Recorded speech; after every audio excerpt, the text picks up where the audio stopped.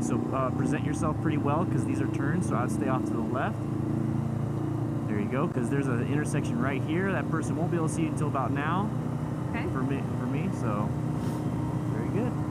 You're riding to and from traffics and stuff. This is nice. Yeah. Add about 10 more minutes, and then that would have been your commute to work and home. Okay. All right. So here, you see those lights? Yep. This is for the crosswalk. So there's a reason why they're there. That means there's an intersection also. Yes. So be prepared for that. Now present yourself. Go ahead and do a little bit left and right type of thing. What are you guys Try it out. up Try it to? out. There you go. So that right there, it's like, oh crap, there's something moving. Yeah. It's like, don't Yeah. go. I'm here. It's almost like we're blended into the scenery. So here, slow down a little bit. Maintain that turn. There you go. 'Cause it's kind of Make sure weird you to see guys the sign intersection. in. So it's like Sign a into rattlesnake today's blended class. into the scenery. If it sits still, you're not going to see it. If it's moving across, you're still gonna like not see it that well, but you're gonna see it better. Is this our road? Yeah, this is our road, so you're gonna turn Come on right. in, so you're gonna start everybody. slowing down. Come So on in. when it comes to us on the road, we don't want to just stay still. Come on in. If we can move, we'll catch somebody's eye, Okay. and they'll hopefully avoid us. All right, so there's no one behind us. Very good. And I already know the comments in this, like, damn, just let her ride. Let her No, I ride. like this. Exactly. Like, that's what people don't realize. Come on, rookies, All go right. ahead and take care of those things over there. All right. If you don't, Somebody clean that's the this thing up? is you don't There's a have to bunch wave. of Trash. Who was here last Okay, time? I'm gonna go. I don't see Okay. anybody. Go ahead. So you don't have to wave. Like in that situation where you're trying to shift, brake, all this other stuff, you don't have to wave. So the best thing you could do in that situation is just like do a nod Guys, with your click head. that join button Yeah, to like become I did a now. member Okay. today. I was like, I couldn't wave. How you guys I just doing? nodded. How you guys doing? Welcome to the That's lobby. fine. All right, so that debris in the road, you see that? I see it. Okay, so just go to the side of it. It's a big old 2x4. It is. Pointing in a different way, though. Yeah, the MSF, it's pointed perpendicular. All right, so here, go off to the left a little bit of this car. I'll go off to the right a little bit of this car. And I would go about this close. This is about this close right now. Normally, you saw me like I got super close. Mm-hmm. But I feel confident with the driver behind us that I don't need to do that. Plus, we have two people. So we have two brake lights. Right. Two they brake can see lights, us. two brake lights. It looks like Car. we're like that. Sign into today's class, everybody. Has those eyeballs on the wings. That's what we're doing. We're pretty. We're well, I was gonna say that. Well, we are, but we're a decoy. Like Okay. we're Rookies, tell everybody to show up into the I class. keep burping in my helmet. It's gross. that's disgusting. Crew members, come meet me in the lounge. We got some food. This is the point about the new riders, is that you're in the lead and we go at your pace. And it's my job to protect your back end. So the driver behind us, I'll slow down so you have the space. So here, I would slow down a little bit because you don't have an Yep. escape route to the left. Okay, now I would go ahead and Pick it up. maintain some speed. Yeah. Click that join button today. Woo! Once again, it's my job Snowing there. with you to give you that space cushion to your Ice right. crony, grab yourself a hot chocolate. Rest with you as a new rider. The street has a lot of cracks in it. Yep. And yep. debris. You start to realize that when you ride Yeah, yeah, motorcycles. yeah, yeah, yeah, yeah, You're in a yeah. car, it's like whatever. It's a road. I don't know. That's anything. What's this? What's So this? we got another rider up here. So look ahead, look around here, go ahead and do the little wave. Ah, he waved again. Yay. So this is a good space cushion for me. Yes, yes. But that and car can come in. yep. Well, that car can maybe come in, but remember, present yourself. So do a little bit of a weird movement. And if he does want to go in front of you, it's a swerve to the left because of your escape route. And if you can, accelerate out of it. Okay. So here it's a blind turn. So I guess I kinda gotta do some Instagram stuff. Yep. like your threats. What is up, everybody? We are going live right now. Anyways, Click the link, swipe up. it's pretty high. It's about medium. Like right now, it's about medium. Whenever we I hit, hate doing Instagram stuff. should be at its highest. So right Let's here. do it.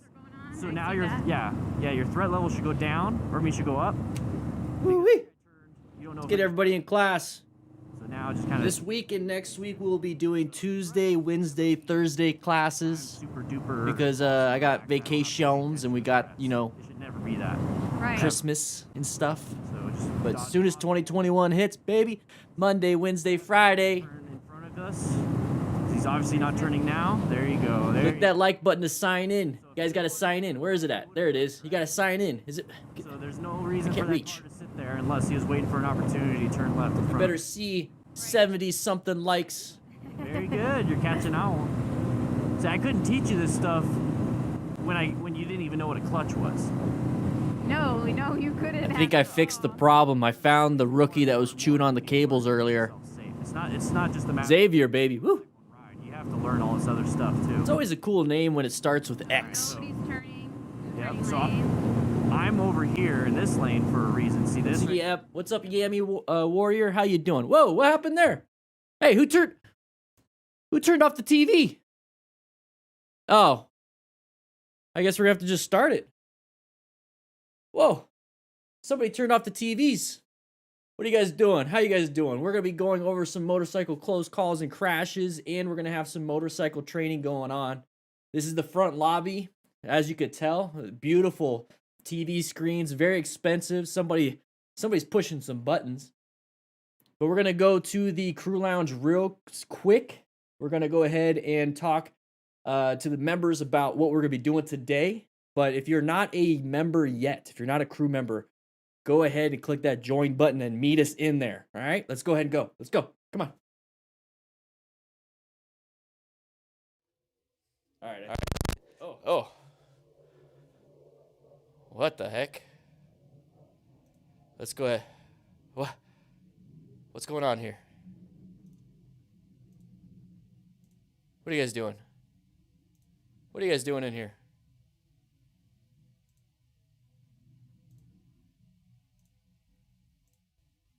There we go. There we go. Whew. Somebody spilled a bunch of barbecue sauce on the ground. I know it sounds a little weird. We're trying to get a new mic in here because somebody was chewing on some stuff. But grab yourself some barbecue and head to the classroom. You guys know the drill. We're going to be going over some motorcycle crashes and close calls. And then we have some homework. We got a beginner exercise, and then we got an intermediate exercise. Ooh, we got some good things. We got Q&A at the end, so stick around. We're going to go into my office, and we're going to talk about some stuff. You guys have a ton of questions. Confused right now, Marty? It's okay. It's okay. Grab yourself some barbecue. We're going to get into class right now. But, yeah, I guess we got to do that. Whoa. God, pick up this. Can somebody mop this barbecue sauce? Jeez. Man, somebody was chewing on this thing again. I wonder was it less crackly? Was it less crackly this time? Sean, it's not the same food from yesterday. I have no idea what you're talking about.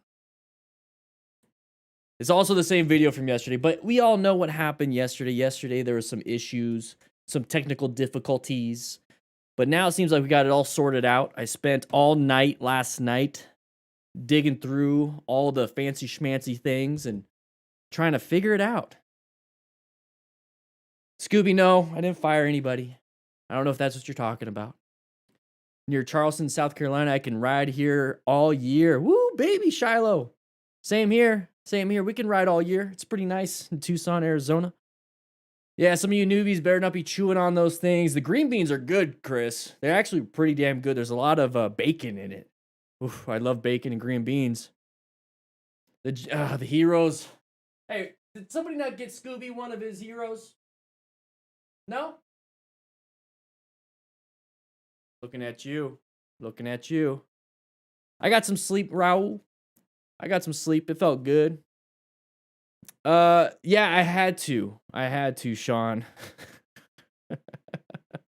Evo, how you doing? Love your videos, Dan. I watch them all the time during my recovery from my accident. Oh, man, hope you're doing okay. Old man didn't see me and turned left right in front of me, destroyed my wrist and foot. Oh, damn. Hopefully you're healing up quick. Hopefully no long-lasting injuries.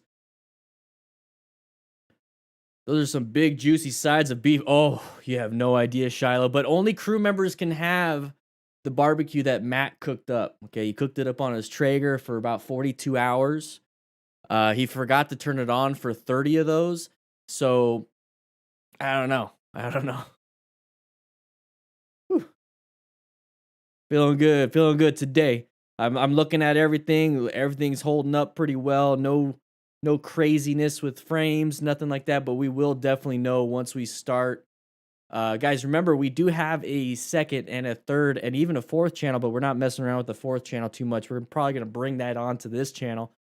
But Dan the Fireman, the channel is gonna be the live stream stuff. We're doing 3 classes a week. We're gonna hopefully bring a different show. I can't share too much.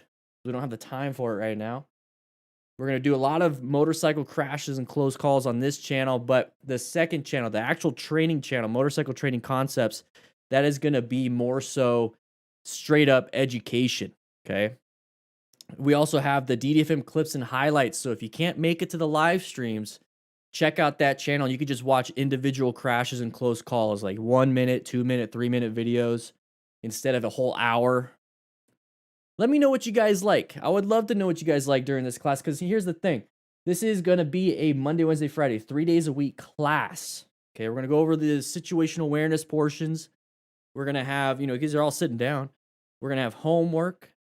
We're going to have Q&As, kind of like at the end of a class. You ask questions. Who knows? Maybe we could start adding some tests. Who knows? I can actually do that. I definitely could do that. How you doing, Bird? Went for a ride on my Rebel 300 just Sunday. How did I know that? Oh, it's because it's on the Discord. Discord is absolutely free too, by the way. Yammy! Hey guys, right there in the chat. Yammy Warrior. He's the first place winner, and he got himself a Pack Talk Slim with his winnings. That's awesome. We are doing another giveaway this month, and we're going to do it next month, and the next month, and the next month. So if you would like to join up, click that link in the description and the chat. We're giving away $800 in Revzilla gift cards. Yammy right there is a winner. Yammy Warrior. I hope you're having a great time, man. Those Pack Talks are amazing. I absolutely love mine. I really do. I got them before I got sponsored on this channel. What's up, Area Code? How you doing? Woo! Speed Limit, how you doing? I could come up with some test questions. Google Forms does a pretty good thing with tests. I could throw a link in the chat and be like, "Hey guys, you got a test."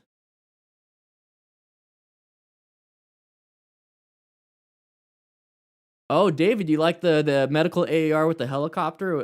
That was the one with the 2 people crashing. One of them was severely hurt.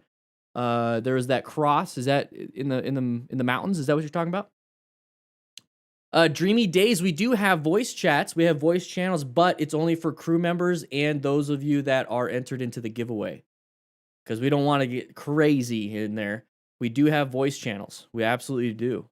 So if you are a DDFM crew member, so if you click that join button and you sync up your Discord, you get access to those channels right there.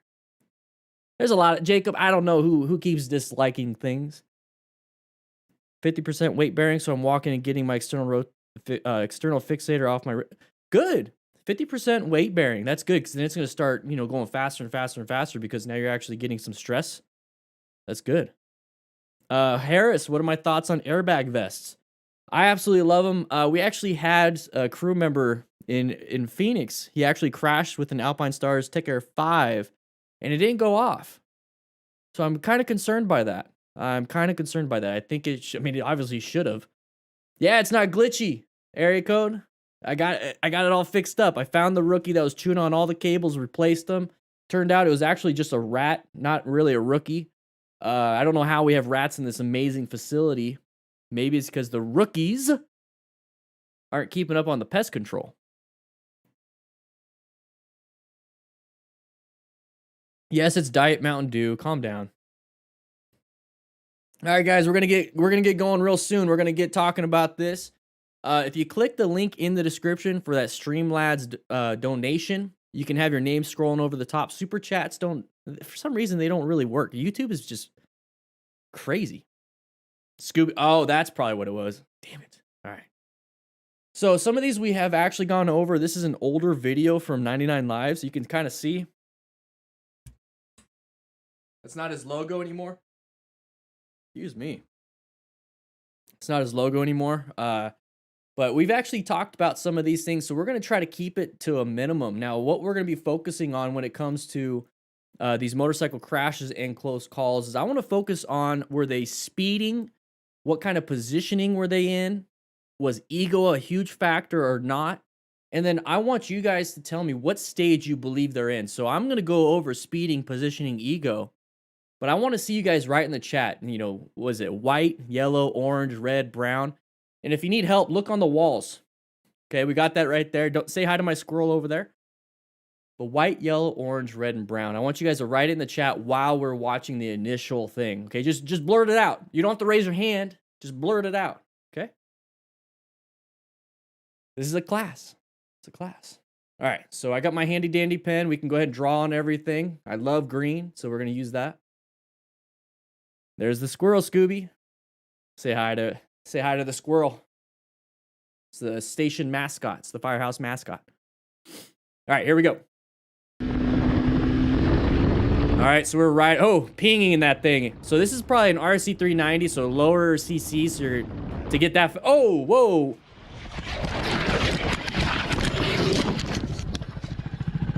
I forgot about that part. All right, braking. Just the braking is not going to stop you in time. It's just not going to stop you in time.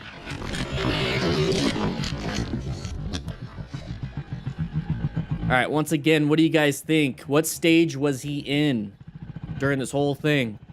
So we're going to talk about speeding, positioning, ego as factors. We're going to focus on those. We're going to focus on those. Whoa, did my face stopped. My face. Somebody. Ah! Oh. What happened? Oh, man. So we're going to be focusing on 4 things. I will focus on speeding, ego, and positioning. I want you guys to write in the comments what you think it was when it came to the stages they are in, okay? So I see brown stage. I see yellow. Yellow but being an ass. Okay, so you can zone in, but you're zoned into the wrong thing problem. I know it's Dave, who's a handsome picture of me. All right, so right here, what we're doing is I don't think we're in a group ride. I believe we're just kind of riding behind a lot of people. We're going 76. I don't know exactly what, if it's kilometers. I'm assuming it's kilometers, but we're going 76. And he has some gear. He's got gloves. It doesn't have massive amounts of gear. You saw the tearing in his fabric and his legs. So I'm not going to be too concerned about, you know, what kind of gear you should get. You might want to just check out the second channel, Motorcycle Trading Concepts. We do have videos on that. But the thing is, we're going to focus on speeding, positioning, and ego. So speeding, of course, he was obviously speeding, but what really drove him to that? So you could speed and not have an ego about it. I truly believe ego was a part of it. You know, you're getting those endorphins going and you're just like, I'm going to gun it. So I believe that's what happened here. So right there, he's going to do a full pin on that. He's going to go ahead and crank it down full throttle. So we're maximizing as much power to that rear wheel as possible. But we have a turn coming up. We have hazards coming up. So are you able to stop in time? Are you able to swerve in time? I don't know. Positioning plays a huge portion of that.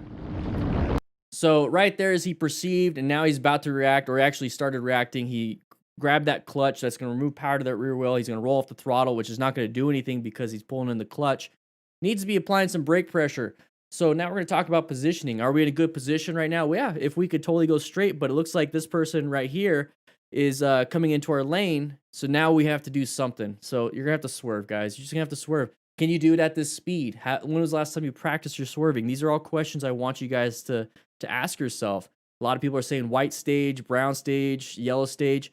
I truly believe he was in yellow stage, zoned in until this last second, and then he did a brown stage where he got a little poo-poo in his pantalones. You know, you could check it right there, you know, action time, but panicked. And I believe that's what happened. I think he just kind of panicked and ran straight into him instead of doing a red stage maneuver of swerving. It's as simple as that. And it's very painful. I mean, so we're not wearing full gear. His phone's in his pocket. It ripped up the fabric right there. And I just kind of want to point out those bricks on the right. They're kind of slotted. Oh, man. Imagine catching your arm in there and snapping it. Woo, baby. No buenos. All right. So there's the impact right there. So we weren't really doing what we needed to do. So the faster you go, the harder it is to swerve any length of distance. You're kind of moving the bike. So if we slowed it down, we might have been able to swerve out of the way. But if we slowed it down and let our ego not take over, we probably never would have been in this situation. Okay, so put those in check. Good job, class. I see a lot of good answers in there. Remember, there's no wrong answers when it comes to this. I want you to blurt it out. I want you to let me know what's going on. All right, let's go to the next one. Whoa. All right, so we're in the mountains. Beautiful scenery. All right, good slow.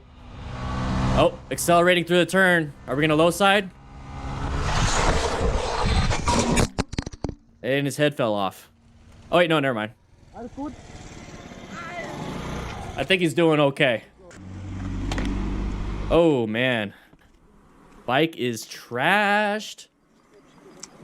Oh, that's a totaled bike. So with a bike like that, you know, completely broken, it's probably totaled. It's not gonna be worth fixing. All right, so we're gonna be moving in here now. You guys are already saying ego, perfect, love it. You know, you saw that group, so he's probably in the lead, probably hauling ass, or maybe he's in the back trying to haul ass to catch up to him. We don't know exactly, but what stage do you think he was in? Do you think he was zoned in? Probably. I think he was zoned in, probably like a yellow stage, but he was zoned into the wrong skill set, thinking he could do a lot. So speeding is definitely a factor in this one. So let's move forward a little bit right here. So that right there, you heard the RPMs go down. So I was like, oh yeah, good job, slow look, press and roll. He's slowing down before the turn. You notice how we have a blind turn coming up ahead right there. So he's slowing down before the turn, and then he's gonna go ahead and look, press, and then roll on the throttle to get out. But what happened is that he was slowing down here thinking, oh, okay, I need to slow down. But then all of a sudden he gets closer and closer and closer, and maybe ego kicked in. I don't know. Maybe his skill set, he's like, I could do this. You know, Dunning-Kruger effect. I don't know. But the thing is, what we do know is that he increased his throttle output at the beginning of the turn and kept it going and kept it going. And you notice how it was almost like a 180. It was a very sharp turn, and it kept going and going and going. So with those, you got to slow it down. It's like almost a decreasing radius. Decreasing radius is when it kind of goes back in. But the problem is it's not a 90-degree. Typical turns are just kind of 90-degree and go. And you could do slow look, press and roll pretty easy and then accelerate about right here. And then you can get out if you wanted to. But what's happening with this turn is he's going to get to right here and accelerate. Well, he still has to make it around the whole thing. And you can't tell because it's a blind turn. So with blind turns, always assume that it's going to be super dangerous. So slow it down through the turn. It's easier to add in a little bit more speed. But right here, you see how it's still going? It's still going. Look how much of a lean angle he has, and that's kind of part of what Supermoto is all about. You know, you push the bike down, you get your foot out. On the street, that's a no bueno situation. And there's that low side, so it lost traction. Now we're gonna slide. Now imagine if there's a car coming. Oof. Thankfully, he was able to get up. Hitting that guardrail would have been a lot worse. Okay, let's go ahead. Let's move on to the next one. Let's just keep powering through these. Let's keep powering through these. This is a great video, by the way, by 99 Lives. You need to check them out. Great stuff. This was a year ago. Links will be in the description for my 4 favorite motorcycle crash compilations channels. All right, what's going to happen here? We're having a ton of fun. That's very. Oh, that's like silt. Good job. So this is a traction loss issue. So very soft, powdery dirt street tires. This is one of those things where it's like, this is what traction loss looks like. Okay, you need traction for your tires to grab and then therefore move the bike forward. So traction is acceleration, deceleration, turning. Well, look, I mean, this is, it's pretty obvious. I know you guys understand this, but when we don't have traction, we can't go forward. We don't have traction, we can't stop. We don't have traction, we can't turn. So when we see this right here, tire's just gonna keep spinning. And look, he's gonna start slipping and sliding. And you also need traction to stabilize and turn. So when he turned the handlebars a little bit, it made that tire lose a little traction, which is gonna dump the bike. So, I mean, this is all fun and games right here, but just kind of put that in your mind when you get from pavement to asphalt. I said ass, I stopped it on ass, whoops. Pavement to dirt to asphalt, you kind of move you know, from one surface to the other, something like this can happen. So take it nice and easy. Go over it nice and smooth. If traction loss is a problem, you don't want to do crazy inputs with the handlebars. No crazy inputs with the hands. You know, you don't want to do any fast, jerky inputs. Smooth it out. Could snap a bone.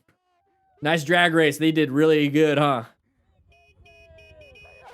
All right, what do you think he's in? What stage? So we're going pretty fast. Did a nice head check right there. Going about 100. Okay. We got a sharp turn coming up. Our buddy's getting his knee down. Oh, but not enough. Oh.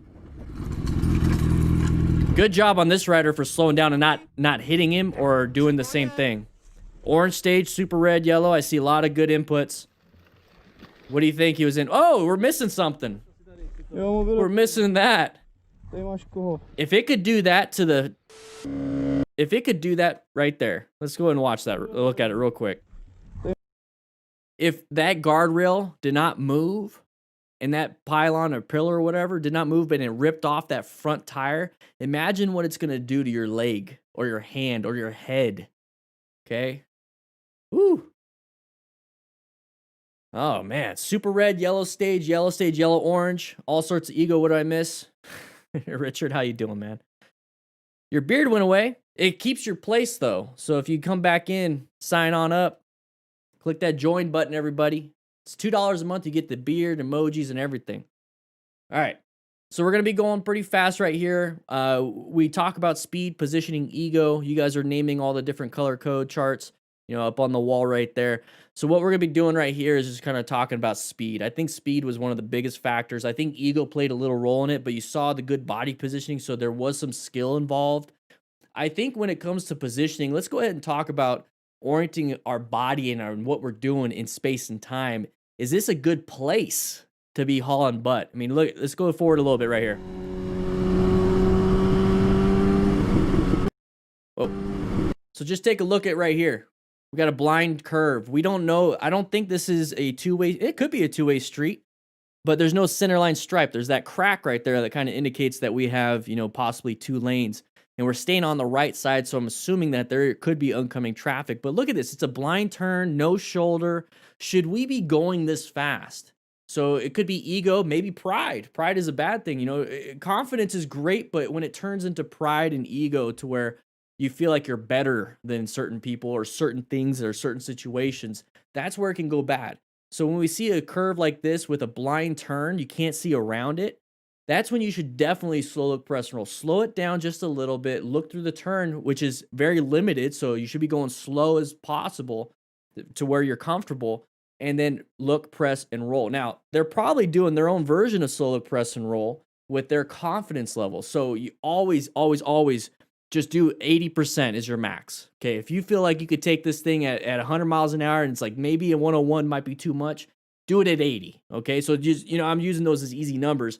But do 20% less of your max, okay? Don't push it. Don't push your limits out on the road like this because you could possibly having some issues like this.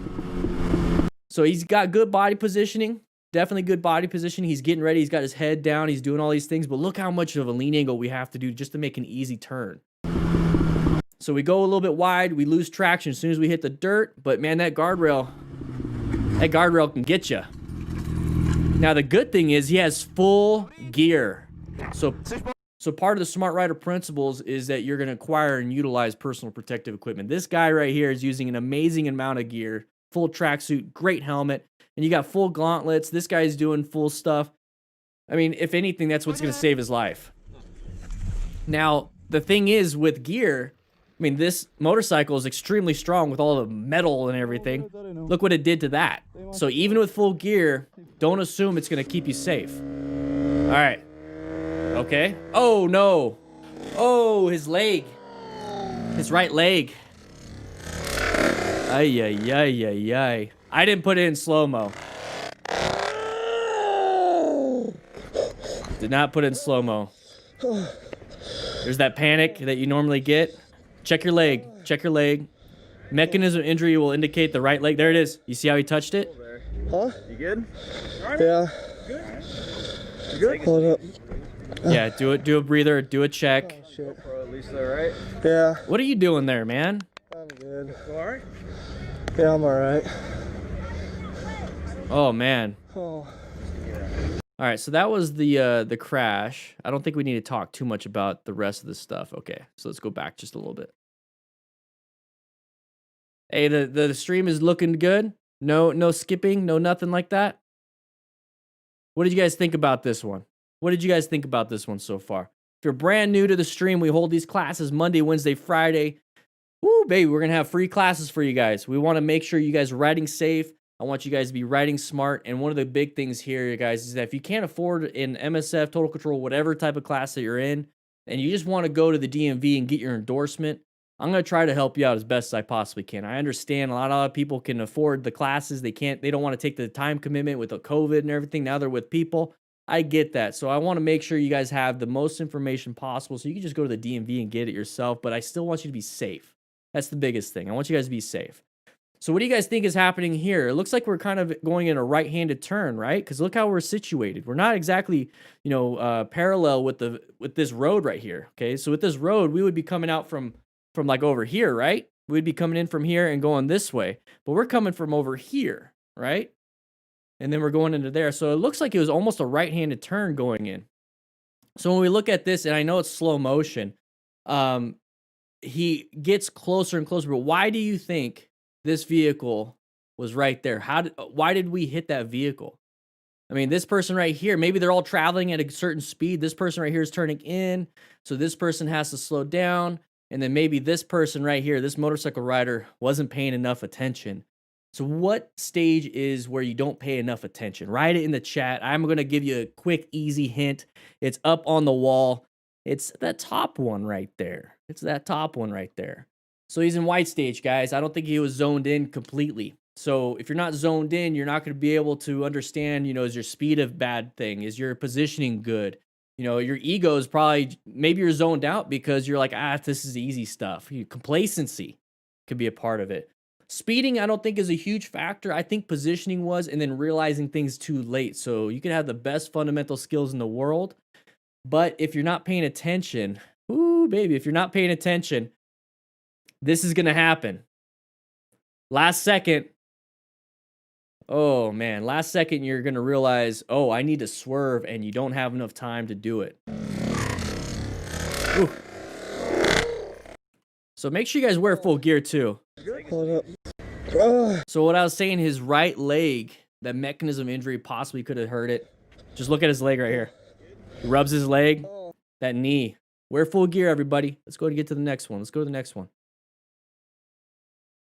Let's power through these. Remember, guys, if you want to just watch these crashes by themselves, single clips, we do have that other channel, DDFM clips and highlights, where you'll just see that one clip, and then you'll see this clip, and you'll see the next clip. Make sure you guys subscribe. If you don't want to join, perfectly fine. All right, here we go. All right, good head check. Good. Oh! Low side. Nope. What was causing that? What was causing that to move around like this, guys? What was that? That looks like a very powerful Ducati. Whew. What do you think caused that rear tire to keep slipping and sliding? What's one of those things? Oh, speed limit challenger. I gotta change the font for that. The only skipping I see is Scarlett de Leon and jumping rope. Also, remember to everyone joining the Discord, guys. Join the Discord. It's free. Look at Nightbot even said it right underneath his donation. Thank you so much, man. I do appreciate it. What do you think caused it? Locked up rear tire, too much throttle, wheelie, too much throttle. So what happens when you give it too much throttle? And gear. So what happens when you give this thing too much throttle, or any bike? And it's really, really, really happens when it comes to very powerful CC bikes, especially ones with a lot of torque. This typically happens where you give it too much throttle and it's trying to grab that ground, but since there's so much power to that wheel, it just starts going and spinning. So remember, we talked about traction, acceleration, deceleration, turning. If you give it too much, especially with a very powerful bike, it's going to just try to grab, but then it can't because you gave it too much, and now it's going to spin. So he's already traveling, and then his back tire, his back wheel just starts doing this, the little fishtail. So how do we prevent a lot of that? Roll off that throttle. Let the tire, because it's still trying to get some power, right? So let that tire grab it by not giving so much power to that rear wheel. So that's how you can solve that problem. But that can also happen when you give it too much brake. You know, deceleration, that rear tire, you know, lock up that back tire, it starts sliding. So release that rear tire brake, you know, that rear brake a little bit to where now it hopefully will grab again. And then you can reapply if you needed to, like if you had to stop. Loss of traction.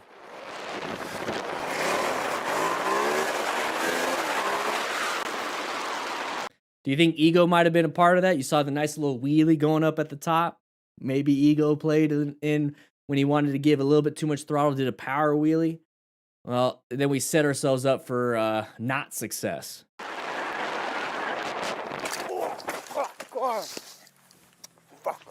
Hey, at least he did it at a track. Nobody around. There's no curb to hit. And he's got full gear. Nicola, sorry.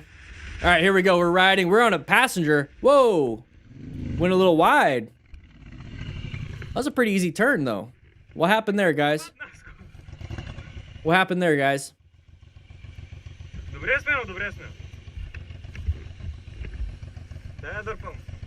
All right, let's go back. We don't need this. Whoa. Yeah, the coolness pinned. Yeah. So right here, what we're doing is that we're riding on the back of this guy's bike. Okay, I'm assuming it's a guy. We have a bus up here. We have two other people. Looks like we're being, you know, held back, right? These two guys are a lot closer than we are to them. So I'm going to just assume it could totally not be the problem, is that we're trying to catch up to them because they're kind of close and we have a passenger. So maybe we're taking turns a little bit slower. So now we're finally catching up and it's like, oh crap, we got to slow down because they got slowed down because of that. You know, I'm just playing in these different scenarios. It quite could be that he's white zoned out. What do you guys think? White zone? You think Xavier white stage? You believe so? Maybe, quite possibly. But we're riding with a passenger. What are some of the factors, some of the things that happen when it comes to riding with a passenger? We got to have smoother inputs because if we don't, we just gun it. Passenger's going to do this. If we slam the brakes, what's it going to do? Boom. You get the head knock on that front, you know, their front helmet hitting the back of your helmet. You know, turning, they could, you know, just be doing this. You don't want that. So when you have a passenger, what you want to do is have nice, smooth throttle inputs, nice, smooth braking, and nice, smooth turning. And then you want to obviously talk about, you know, sit still, don't lean with me, especially on these easy turns. We're not trying to race, okay? We don't need to get crazy body positioning. So don't lean with me. Just kind of sit there while you can do your turn. You want them to be like a sack of potatoes, basically, okay? You see how we caught up to the rider? So that's why I assumed this. I assumed because we closed that space cushion. Okay, see how it's like a lot smaller here? So now we're going to start running wide, maybe applying a little bit too much brake pressure, and then we lose some traction, lose some of our skill. You know, maybe we go into more of a brown stage at the end. I mean, come on, action time, but panicked. Okay, so mental and physical performance deteriorated in this situation where he needed to slow down enough to stay in contact and to maintain a space cushion. So now we go a little bit wide. And now when we watch this, it's like, oh, that's easy. Like, why didn't he just make that turn? Well, the thing is, we're going too wide for his skill with a passenger. Could have messed some things up. He probably didn't change his suspension to accommodate somebody over 100 pounds or something. So maybe we could have had some issues. We don't know the full factors, full situation here. But the thing is, we went a little bit wide. So don't assume that they're terrible riders. He's probably been riding for a long time. He's in a club. He's doing all these different things. Just maybe it was a massive mistake that could have been way worse than this. I mean, we did pretty good right here. You know, we didn't go off the cliff. I think that's a win. You know, this is technically a crash, but the thing is, it's somewhat of a close call. And who knows? It could have been, look at the road. Yeah, that could be another thing, guys. Look at the road. You see the tire tracks? Could have lost traction. Could have just straight up lost traction. Look how terrible it is. There's like a lot of dirt. So once again, ride within the conditions that are present. So even with the passenger, you're still trying to go slow with smooth inputs. You might have to do that even more because of this. And then now we go into, how are our tires? Do they have good tread? Now we have to go into, do they have the right PSI? Then we have to go into, am I mentally capable of even doing this with the perfect conditions, with the bike in good shape, with all that stuff? Do I feel like I could do this? Maybe not. So you have to start doing that. It's called risk assessment, everybody. Okay, your skill level with risk. Okay, we got to We got to adjust and figure out where we are in this whole situation. That changes. You know, you might be the perfect rider when it comes to day-to-day commuting, but now it rains. Uh-oh. How confident are you with that? So we start going to those problems right there. Vasu, how you doing? Yeah, Catherine. Yeah. Ryan, he's going to save the bike. I think there, you know, Everett, I think there was an ejection button. All right, so what's going to happen here? Remember, class, we're going over speed. We're going over the positioning of the motorcycle. And then we're also going over, was ego a big factor in this? Ego is one of those things that we could totally remove out right now. Too much speed, too little speed, that's a skill. Positioning, that's a skill. And then I want you guys to focus on white, yellow, orange, red, or brown stage. If you don't know what that is, we talk about it all the time. Ask in the chat will help you out. The Discord server will help you out too. Check it out. All right, so let's see. Positioning. Okay, good. Line of sight. All right, we're moving out. Now we're speeding up. Oh, good. Good braking. Good braking. What do you think? What is that? What is that? What is that? So right here, what stage do you think he's in, chat? I believe he's in yellow stage, kind of zoned in. Maybe he's starting to go towards orange stage, right? Because look at his hand position. His hands are covering the brakes. His hands covering the clutch. He's getting ready. I would prefer if he had gloves on in full gear, but here's the thing. Gear is only good if you crash. Except for gloves. Gloves give you that tactile feel. It allows you to actually grip things. You know, if your hands are wet, that kind of sucks. So it's only good if you crash. So if you have good situation awareness and good fundamental skills, you'll prevent the need for motorcycle gear. But if you get into a position where you do crash, don't you wish you had some? That's why I really, really want you guys to get some gear. But if you can't, we are giving away some gear, guys. We are giving away gear. Click the link in the chat, in the description, the motorcycle gear giveaway. So right here, good line of sight, good positioning. Looks like he's about to shift. He has his hand on the brakes. That's when he perceived. He's about to honk. The person's coming up. I know you can't barely see it. I can barely see, even with the Revzilla not in the way. But this is when he goes into what stage, everybody? What stage does he go into? He's in yellow, orangish. Do you think he went into brown? Do you think he poo-pooed in his pantalones? I don't think so. I think he went into red. So he went into red stage maneuver, which is going to be action time. We have to stop. We have to swerve. We have to do something to get ourselves out of this emergency situation. Xavier, King, love it. Scooby, love it. I love the chat, guys. So he's honking. He honked the horn. He's not on it anymore. He has his hand firmly gripping that front brake, but the problem is his finger right here. So he's grabbing the handlebar like this, and he's using these three fingers. Well, if you'd ever noticed when you pull it in all the way, you might actually get the lever in between and not get a full 100% progressive brake pressure. Like sometimes all you could do is grip it and squeeze a little bit, and then the lever's in the way. So then all you get is like 80. Sometimes you need to get that full 100. So that's one of those things where you should definitely not develop. Don't develop that habit where you keep your fingers on that. You need to squeeze. Use all four. Maybe reach with the middle finger if you have longer fingers in the middle. So you reach and squeeze, and then now you're squeezing with all of them. Do that. Now, if you can't reach it without having to do this and then pull, then you need to adjust your levers or get adjustable levers so you can actually reach them. But he did a great job. Did a great job here stopping. Hey! And all he did was slow down enough. And that's it. And he's going to yell at them and do all that stuff, but don't develop that bad habit, okay? Try not to do that. You could do that with trail braking and all that stuff. That's kind of what you do, but be very careful. You don't want to do that in an emergency situation. That would really suck if he tried to squeeze and he needed that 100% and only got 80, 90 because his finger was in the way. Mark Vickers, I think that was just a habit developed while riding and covering all the time. What is that? Moving on. All right. Group ride. What do you think is going to happen? Low side, high side? What do you think? Oh. If he had a comm system, the guy in the back could have called it out. I could see some dust. Great situation awareness on this. This is a group rider I want with me. If I crash and I'm in the back and I can't say anything, look at that. See, Are you okay? Uh-oh. Ooh, that's not a good sign. Scarlett, what do you think? Are you bleeding? You need an ambulance? We're gonna spend a little time on this one.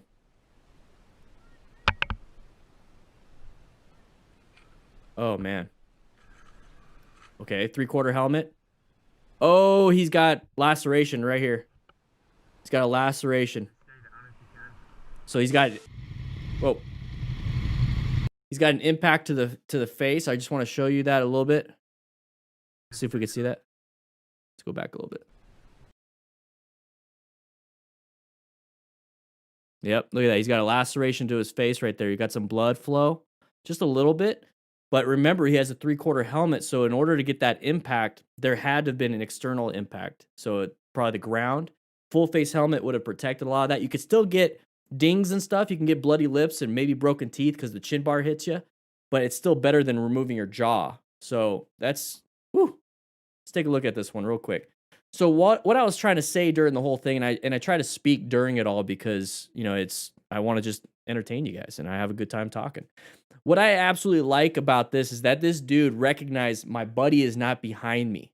He's maybe keeping an eye on him through his mirrors. He's being situationally aware. He doesn't have full gear, but here's the thing. Situation awareness, I like this guy so far. And he turned around immediately. Now, one of the big problems with something like this is that he turned around immediately. What about his buddy still traveling that way? So if he needs assistance to help his buddy, what are you going to do? And this is where you get that Cardo Pack Talk Bold, Pack Talk Slim. I mean, we got the winner of the giveaway. He got himself a Slim, so amazing. But this way you can communicate on your system. Be like, hey, Chris crashed. Chris, he just crashed over here. I'm turning around. And then that gives everybody notice to obviously turn around too and hopefully rescue another rider. NV, yes, you get points for attending class today. All right, so right here, you recognize, okay, it came from a curve. So maybe too fast. He went over here. There's his bike. There's him. So he obviously fell off and he started tumbling. This right here, let's say his name is Chris. Okay, you ride with Chris all the time. You have a great time. You had beers after, or not after this one. Maybe he's in the hospital, but you have beers after rides. You know, you have a great time. You know each other well. So you know his demeanor. You know how he speaks. You know what he says. And you know how he rides. So if this right here, it's like, oh man, he crashed. That's not good. So now when you start to talk to him, it's like, whoa, this doesn't sound like Chris. This doesn't sound like my buddy typically. He's not up and jumping around like it was a funny mistake like he usually does if he trips and falls or whatever. He's actually not talking to me. So that should give you this, oh crap, something bad is happening. And Scarlett mentioned brain reset. So the brain jostled around, possibly shut off for a quick second, rebooted, and now it's starting to get all the processes going, and he's not all there yet. Are you alright, man? Are you okay? Not moving, not saying anything. That's a scary situation. So now you're here by yourself with your friend. Can you save him? Can you work on him? Can you do an assessment? Do you need help? Do you need somebody to call 911 while you're talking to him? Where are your buddies? They're still traveling down the road. Like I said, this is where having that communication system is very important. Hand signals are great, but only if you're in the front. Right here, you need to have your buddies turn around and help you. Possibly control traffic around this turn. Possibly call 911.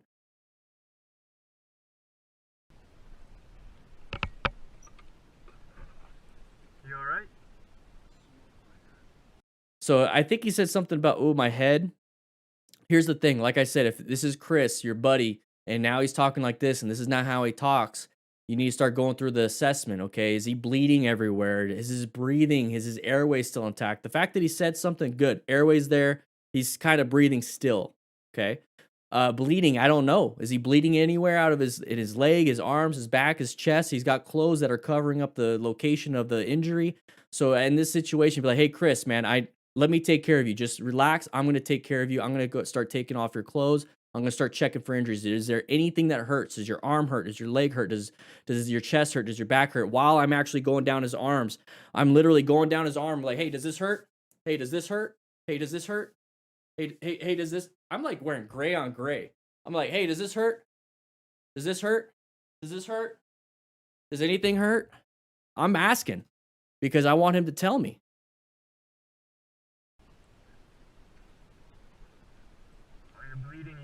ambulance? Area code, yeah, he's very calm. I like that too. So right now it's like, well, where are my buddies? That Bluetooth system would have came in handy. All right, so he took off his own helmet. Now, he did what he had to do, but here's the thing. When it comes to an injury like this or a mechanism of injury, you don't want to take off their helmet. Now, he's got a 3/4 helmet on, so you obviously leave that on because you can still access the airway and breathing. So the only time you take a helmet off is if they're not breathing and it's a full face. If they are breathing and there's a full face, you leave it on. If they are not breathing and they have a 3/4 or a half helmet, you leave it on. If they are not breathing and no helmet, well, you never have to deal with that. But, ooh, Sean, exact rapid trauma assessment. Just go down it quick. So he's got that injury right here. So it hit his head, brain started jostling around, coup contra coup. So it boom, boom, boom. That's when you start having bruising, a concussion, and your body just kind of shuts it off and it has to reboot it. Yeah, just stay down if you can.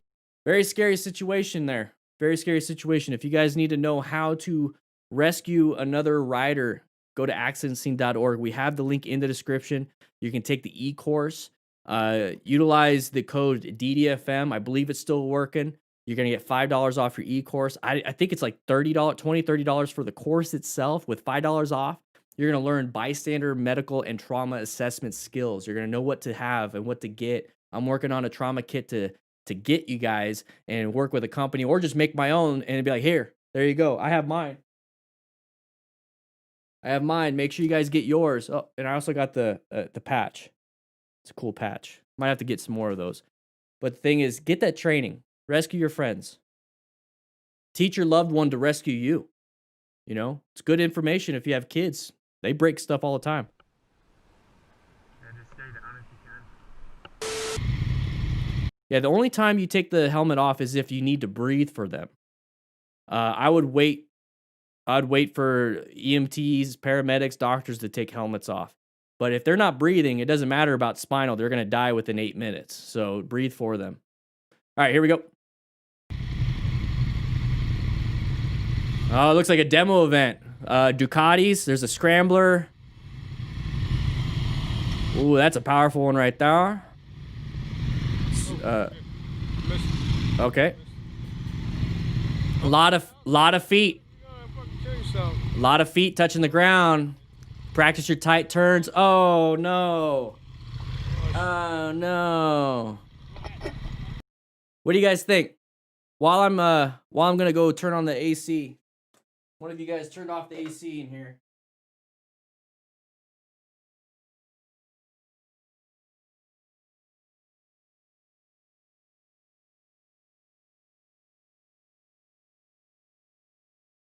What do you guys think happened? What do you guys think happened there? Was speed a factor? Was ego a factor? Was lane positioning a factor? What stage do you think he was in? What stage? So the stage, I think he was just in yellow stage, completely zoned in. He's like, this is a demo event. So this is a demo event, and he's like, I gotta pay attention. I gotta make sure I don't crash this bike. I mean, we're over here. Yeah, it's a demo event. We're all pulling out. The guy's holding traffic. What do you think happened? Speed? Was there too much? Nah, I think there was too little speed. Now, you could do really slow speed stuff. You know, that wasn't too slow. So what could have been the problem? Positioning? Maybe get that butt off a little bit more. Maybe get some good handlebar turn, head look, some friction zone, some throttle control.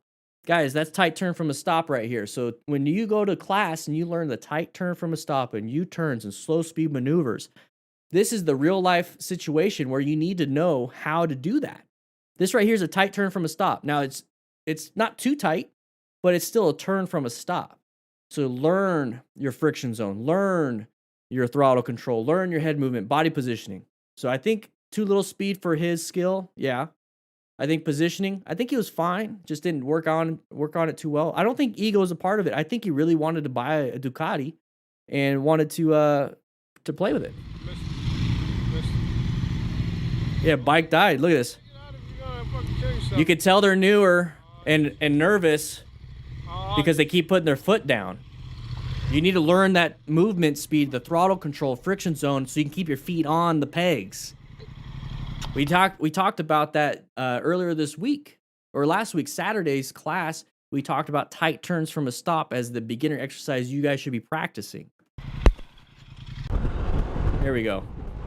All right, so we're going decent speed, not super fast. We're keeping up with traffic. Okay. What are we gonna do here? Great line of sight. All right, get out of the way because of the bus. Oh, weren't paying attention. What do you think happened there? Outside of the fingerless gloves. What do you think happened? Shiloh, how'd it go? How'd your practice go?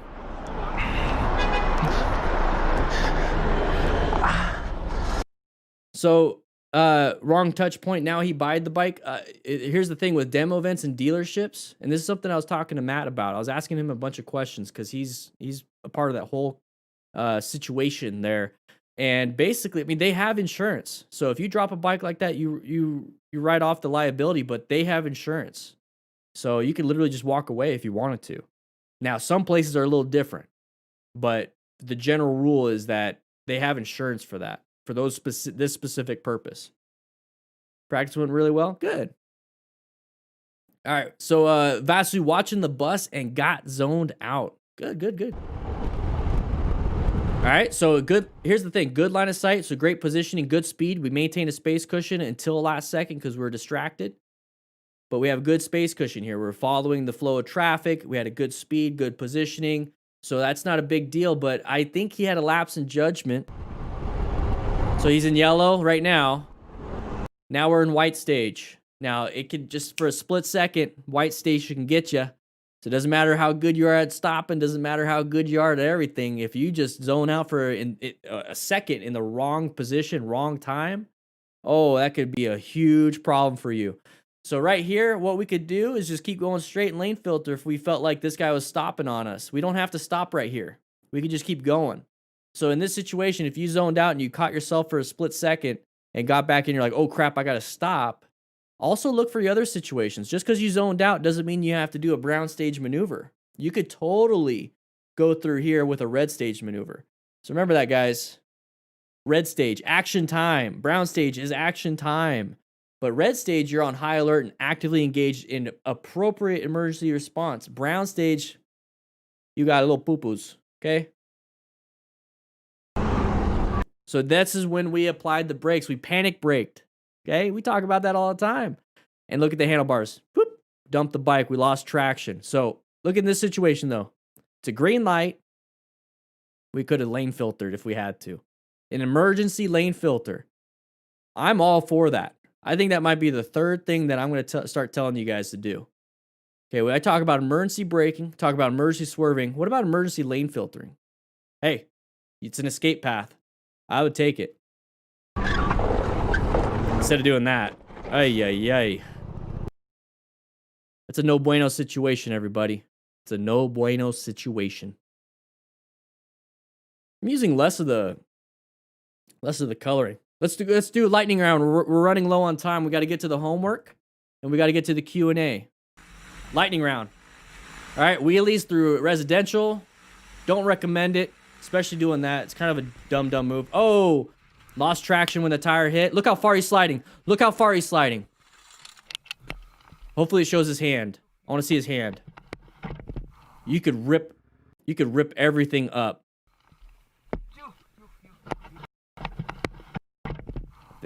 Oh, you can't see it. I could barely see it. It's ripped up. Guys, that's how far you're going to slide. So make sure it's not your skin going across the ground. Woo. All right, in traffic. Okay, good. Moving around. Well, we're kind of all over our lane positioning, but that's fine. All right, watch out. Side of the vehicle. Pay attention. Oh.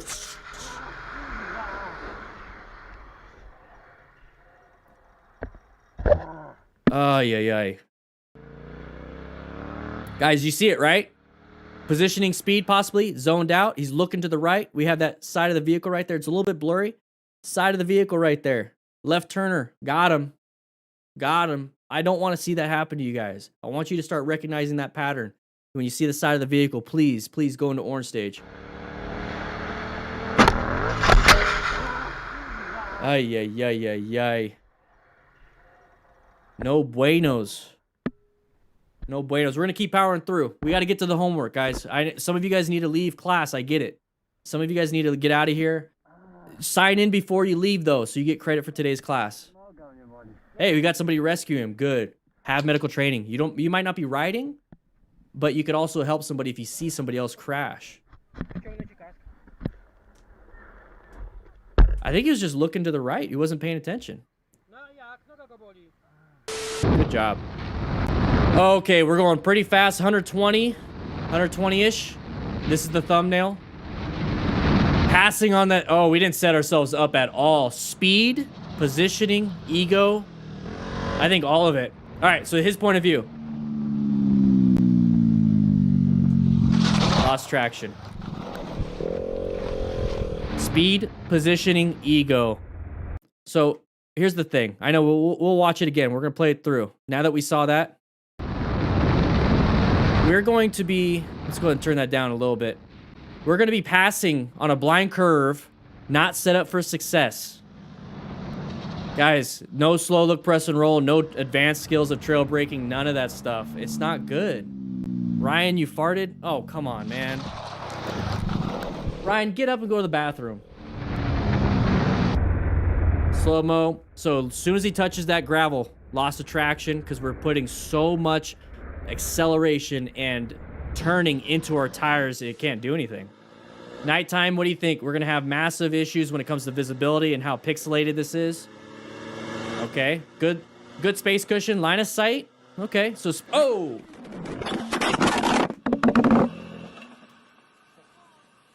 Nothing you could have done with that. Nothing. And that's the thing, guys. There's nothing you could have done.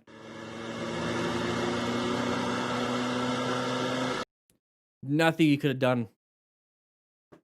And that's what I want you guys to understand. You can have the best smart rider principles and skills. You know, you could be seeking out hazardous situations. You could have the best fundamental skills. You should hopefully be getting gear, rescuing, teaching, mentoring, all those things. But you can have the best situational and fundamental skills. You could brake on a dime. You can recognize so many different things. But man, if a deer pops out, there's not much you could do. There really isn't. So what is it part of the smart rider principles that we could do to hopefully minimize and mitigate some of these problems? Wearing gear. The A portion of Smart Rider, acquire and utilize personal protective equipment. That's our safety net.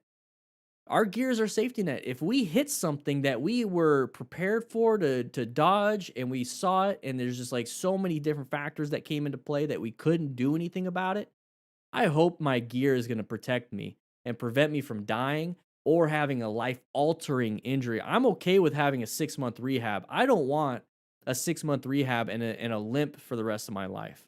So I don't want it to be super bad. So this right here, man, there's not much you could do, but wear gear, guys. Guys, we have that gear giveaway. We do have that gear giveaway. Click that link in the chat and description.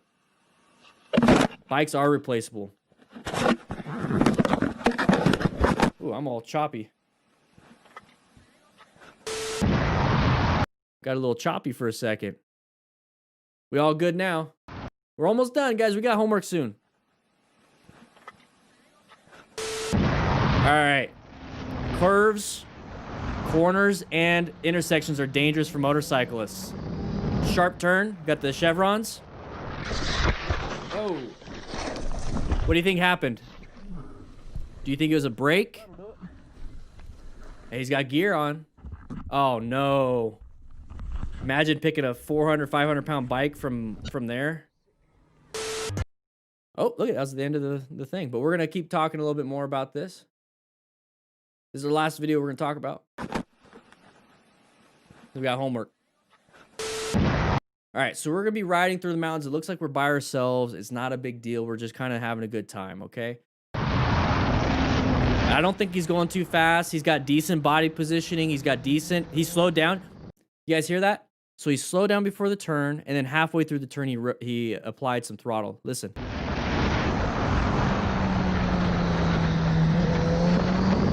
So he's doing slow look, press, and roll. He's doing everything possible. It says 90 right there. I'm assuming that's kilometers an hour. So maybe we're going a little too fast. I don't know. He did pretty good there. So we started to dump the bike as soon as we crossed this discoloration in the road, or at least the difference of color in the road. So that could be a bump. This could be a bump right here. It could also just be, this is like decent traction because it's kind of pitted. So it's actually grabbing a lot. And this is a lot smoother. So we're in the middle of a turn. So this is why you should take these a little bit easier. So slow look, press and roll. Slow down. Guys, it's a lot easier to get some speed out of the turn than it is to try to take away some speed during the turn or right before it. So just slow it down and then go. Okay, so right here, though, it could be bald tires. It could be the tire PSI is wrong. They could have had a nail in it, and it's now starting to showcase when he has to turn. Man, there's so many different things that could be the issues. So what is it that we could do and understand from this? We could remove our ego from any situation, okay? From all these crashes, we can remove our ego from any of it. We could also modulate our speed, okay? So going into turns, you guys slowly press and roll. Going into intersections, hey, go into orange stage. Positioning. Position yourself for the best vision possible so if you had to do an escape, you can get out of there. Also, you want to position yourself so that you don't have to do massive movements to get yourself out of there. Put yourself in a position for success, okay? Plan your ride. That's pretty much it. Color code chart helps you out when it comes to that. Acronyms help you out when it comes to that. But man, there's some crazy stuff, guys. Some crazy stuff. So rookies, now it's time for you guys to get some of the meat from the lounge. Let's go in there real quick. Rookies. Hopefully it sounds okay. I mean, you guys are all screwing with my mic. Now it's your time to get seconds and whatever's left when the crew members and everybody else had a great meal. Guys, we are going to go into my office. We're going to do crisscross applesauce in the front. We're going to go ahead and talk about some homework. We're going to talk about a few things. I got to go in there real quick just because I need to grab something. But, yeah, let's go ahead and do that. Go ahead and grab some. Go to the class.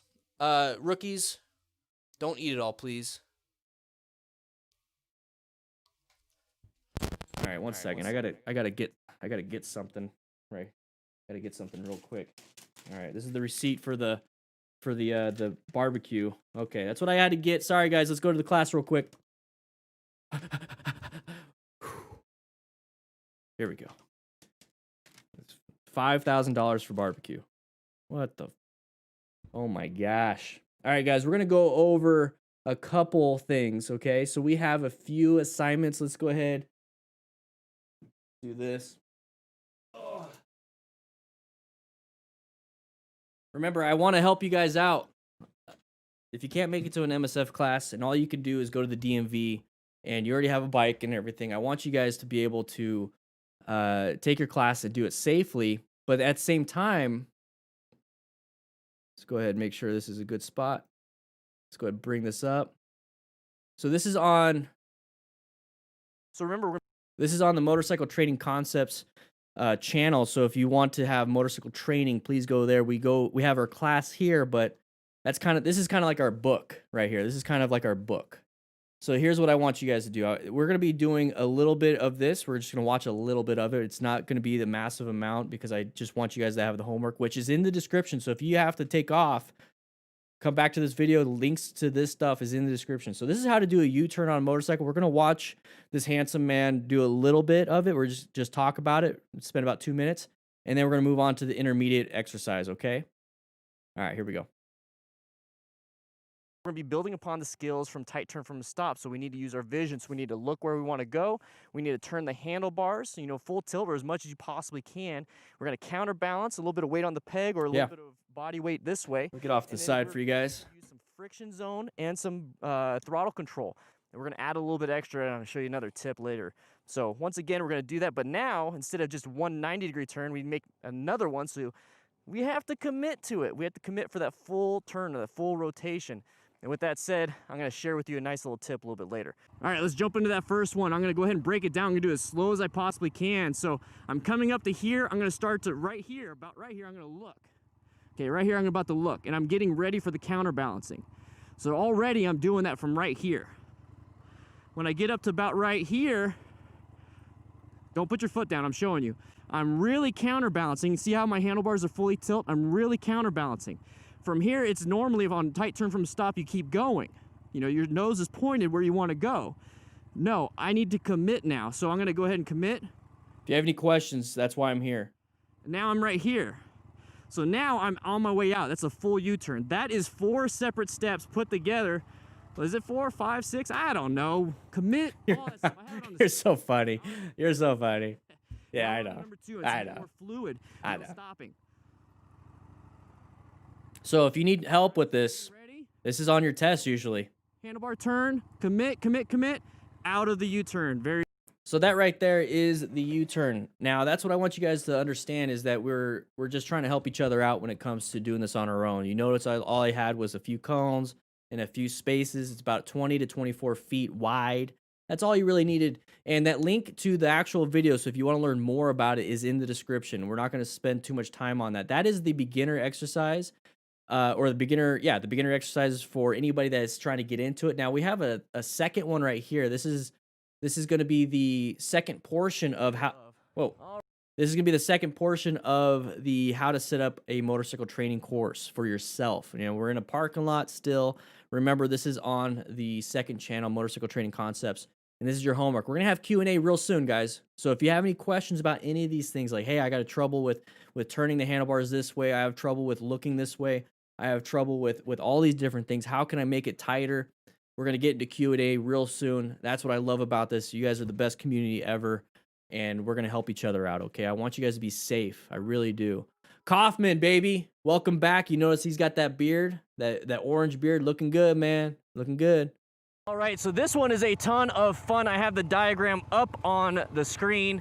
And basically what It's the I'm gonna do is butterfly. go straight, do a nice U-turn, try to keep it within 2 spaces. If I go wide, perfectly fine. Do a slalom or straight line weave. Go nice and wide on another U-turn, do a straight line weave, do another U-turn, come out this way. Do it with some friends, keep going, and then switch sides. So I'm gonna stay nice all the way over here, instinctually do a U-turn, try to make it within the first one, dance with the bike, now go wide, Damn, he looks good on that now Indian. go in between these cones, go in between these cones, see if I can make it around this. Oh! There we go, now exit out. Now your buddy just takes off and goes and does the other one. You do that a couple So that's it. That's called the butterfly. Okay, that's the butterfly exercise. It's one of my favorite ones, and I'm gonna get back to this screen right here.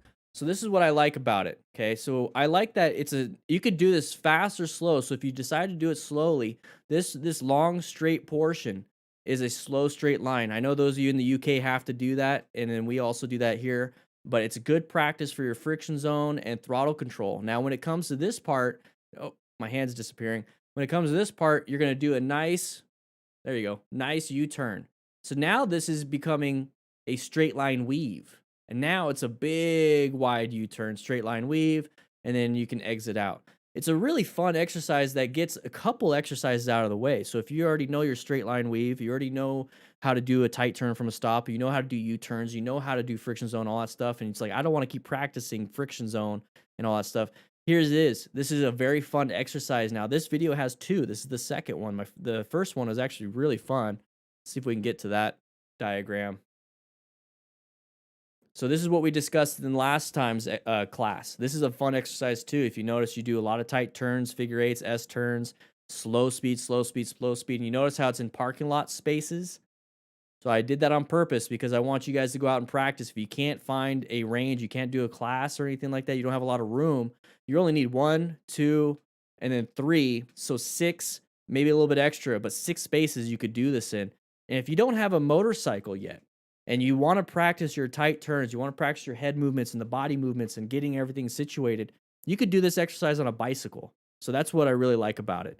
All right, so we're going to go to my office real quick. Let's go ahead and do it. Now it's time for Q&A.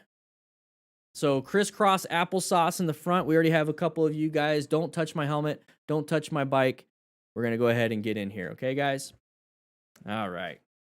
So look, we got the nice, beautiful chat right here. Now it's the time to relax and calm it down. Everyone that has to leave class is leaving, but we're going to spend about, let's say, 15 more minutes, maybe 30 minutes, depending on how good you guys are being. And we're going to answer some questions. So if you have any questions about the homework and the assignments, please let me know. If you have any questions that weren't on the homework and assignments, please let me know. I'll answer them the best of my ability, or I'll show you a resource that can do that, okay? Vasu, exactly. Practice makes progress. But here's the thing: is that if you practice the wrong things and you start developing bad habits, you're going to progressively get better and better at those bad habits. So it's very important that you learn how to do it correctly the first time, or start going towards that path of learning how to do it the first time. That way, you start developing and progressing towards good habits. One of the big problems that I see with experienced riders and those with egos, okay, you could be a beginner rider with a massive amount of ego, is that they're set in stone with their habits because they've been practicing those bad habits all the time. So then now when it's time to learn the right way, they either don't want to learn it the right way or it's very difficult. So this is one of those things that I always talk about is have that beginner's mind. Whenever you're in somebody's class, whenever you're learning something new, throw everything you know out the window, especially if you have an instructor talking to you. Because if you throw everything out the window and you're like, I don't know how to do nothing, the instructor will start to tell you the correct way, at least from their perspective, and then you can soak that in. And then after class, you combine both. You find what's good from this new instructor, what's good from the old instructor or yourself, combine those, remove all the bad. That is how you're going to constantly get better and better and better. Vasu, yep. I just took that from, and I just felt like it. Does the feeling of wanting to fall over in the turns dissipate? I feel like I'd have some trouble with that. So wanting to fall, that's a great question, Area Code. By the way, Area Code is a moderator on our free Discord. So is Scarlet. We have a ton of members in there. There's like 6,000 plus members, guys. Join up, please. Please, I would love to see you guys pop in. Does the feeling of wanting to follow returns dissipate? Yes and no. So if you do it the incorrect way and you start to turn in that level of balance, the center of gravity, no matter what you do, you can't change physics. It's going to start to want to fall in. But when you start to learn how to correct that, it starts to dissipate. So when you start to turn, let's say you're turning left and it starts to want to fall in left. So the easiest thing you could do, especially if it's just simple, easy stuff, you're not, racing, you're not here to look cool and to do the craziest tight turns. You just want to make that turn. So you're turning left, scoot that butt. I always tell people, you have two butt cheeks, hopefully. So you have two butt cheeks on that seat. Well, if we're turning left, and this is our right butt cheek, let's say we're turning left and okay, there you go. This is our right butt cheek and we're turning left. Scoot that butt cheek off the seat a little bit, maybe half the butt cheek. Like here's the seat, and now you got half a butt cheek off. So it's typically on, now it's off a little bit. That little bit of weight transfer could make the huge difference. Now, if you're really having trouble and you scoot one butt cheek over, okay, fine. If you're still having trouble with that, then we need to start talking about how you're inputting into the handlebars, where you're looking, and then the balance of your bike. But I always recommend just try that half a butt cheek off, and if anything, do a half a butt cheek, half your butt off. Don't do your full butt, because then you're losing a lot. Then it'll start to dissipate because now you have the proper center of gravity. Let's see. What kind of training did I have? I was 11-year career firefighter. So we're talking 10 to 20 calls a day, lots of traumas, lots of medical, lots of fires. So for 11 and a half years, went through 3 different academies from 3 different programs. So I learned from 3 different groups of people. EMT part of that. I was an EMTB I'm still am a certified EMTB and firefighter. Lots of experience with that. I became an MSF rider coach in January 2019. Became an accident scene management instructor in June 2019. And what accident scene management is basically what I do as an EMT, but as a bystander assistant, and obviously MSF rider coach is somebody that teaches riding. And I've taught a few classes here and there, but I mainly focus on this. I just want to share my insight, what I know with you guys, so you guys can be safer and better riders. And I want you guys to have a free class. When I learned how to ride, I did it on my own in a parking lot, or not a parking lot, in a neighborhood that had no construction. And it was kind of difficult. I was lucky I had some experiences that would help me. And I know a lot of people don't have those experiences. So I'm trying to share mine and share what I know so that it's a lot better for you. When I'm taking classes in the rain, I have a small fear of leaning the bike in too much due to wetness. My turns suffer from this. Do you have any tips to overcome this fear? So Hussein, T-clocks. So you want to check your tires. That's part of it. T-clocks, check your tires. That's the acronym for you checking and doing a pre-ride check. So make sure you have good tread. You know, if you have good tread, it's not a brand new tire, so it's not, worn in a little bit. So if it's got good tread and it's properly inflated, you need to trust your tires. Okay, those tires are designed to dissipate water and have traction. Now, I'm not saying go balls to the wall, but if we're talking about taking a class and then just kind of leaning at slow speed, trust your tires. Get that body positioning, get your head and eye movement. And that's one of those things that's a factor that's distracting you, and that could be happening out in the real world too.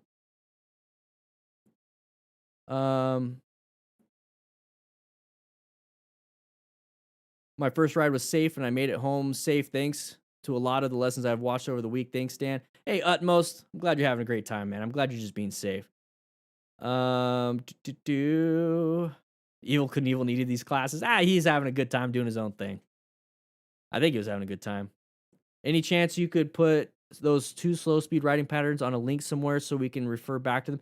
Yeah, so it's in the description right now. It's in the description right now. It says homework beginner exercise. It's right below the beginner's guide that I have. So homework, how to do a U-turn on a motorcycle, and then the intermediate exercise is the butterfly motorcycle exercise. It's in the description right now. So if you need to, boom, it's right there. That's a great question, Mark. Is 55 too old to learn to ride? No. Yaman Freeman. No. You could totally learn how to ride at 55. You could ride whenever you want. Now it's within your ability. So do you have any type of ocular degeneration? So do you have anything wrong with your eyes, your ears? How are your reflexes? So with that, I would start looking into, we're starting to get a little chop. I would start looking into possibly getting an eye exam, getting a hearing exam, being truthful with what you have. Don't let ego of like, hey, I could have done this 30 years ago. So get like a lower CC bike. Don't go crazy. Make sure you get full gear, because at 55, your bones are starting to get a little bit more brittle. So a small drop could be a fracture instead of just a sprain or a bruise for a younger person. So make sure you do have quality gear. So be very aware and accepting of some of the limitations you might have. But 55 is definitely not too old to learn to ride a motorcycle. Definitely not. I've taught a 60-year-old how to do it. Let's see. I'm trying to stay on topic. I ride with people that drink a beer or two on hot Las Vegas days. I hear more hours than beers, and you'll be okay. When is someone affected by alcohol? So Richard, that's a great question. It's basically 1 beer per hour. But it also depends on how people tolerate, like their tolerance versus their weight. So here's the thing, guys. Just don't have any beers before going out for a ride, especially if you rode there and now you're drinking. If you're gonna do that, call a ride sharing service like Uber, Lyft, or whatever. Get a cab, or you're gonna wait. Okay, so if you had 2 beers at the restaurant and you rode there, you're gonna have to wait 2 hours. The moment you drank that first beer, it's 2 hours. And the best way you could do that is just keep eating some food and relax, enjoy music, have some fun with friends. But I would not be going out and riding after that. It's just, there's too much, especially with a motorcycle. With a car, I mean, I'm not going to advocate nothing, but it's obviously easier to drive a car than it is to drive or to ride a motorcycle. But I really don't mix alcohol with motorcycles. I really don't. Like that is a tough, that I would not. And that's sad. It sucks because you say you ride with people that drink a beer or two, and I mean those are your friends. Just kind of share with them. Here's the thing: good peer pressure could also influence those. So don't drink with them because it's what they're doing. Don't drink, and maybe they won't drink. You know what I mean? But here's the thing: it's their life, your life. If it ever gets down to it and you're riding with them and they're kind of inebriated and going crazy and crash, what can you do? So hopefully you learn how to rescue a rider with some medical trauma training. Is talk, why did I quit? Secondhand trauma. Lots of, I have undiagnosed PTSD. I do have diagnosed depression and anxiety. And I've had that for a very long time. I became a firefighter at 19. Career firefighter at 19. So I don't think I really had the development that I needed for a lot of those things. Certain sounds and smells and sights trigger specific memories.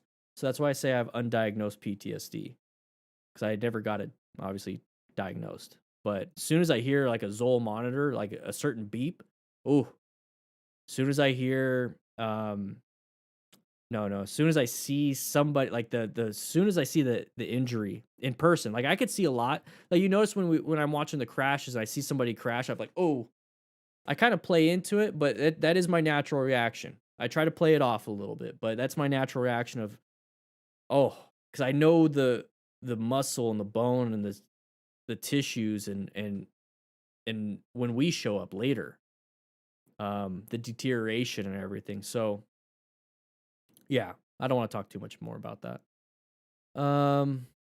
My mate wanted to get into writing, so I've sent him your way as you've helped me so much. I used to think smashing mirrors was cool, but you've helped me see the light. Finlay, I'm glad, man.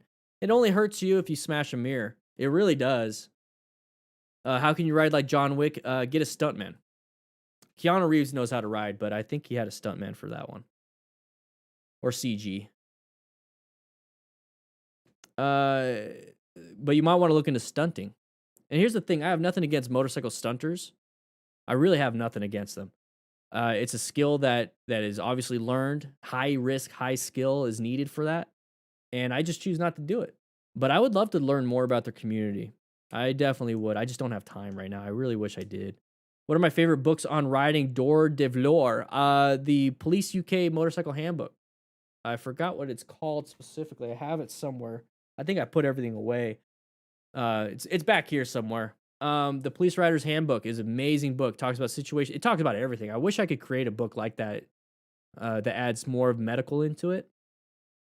I have talked about it before. The Police Rider's Handbook. Can somebody? What's the name of that specifically? I forgot. Let me just see if I can find it. Yeah, Motorcycle Roadcraft. There you go. Love it. It is probably the best book. It was probably the best. It is the best book. I'm going to say it right now. It is the best book for anybody. Here. My favorite book. It's going to be in the chat.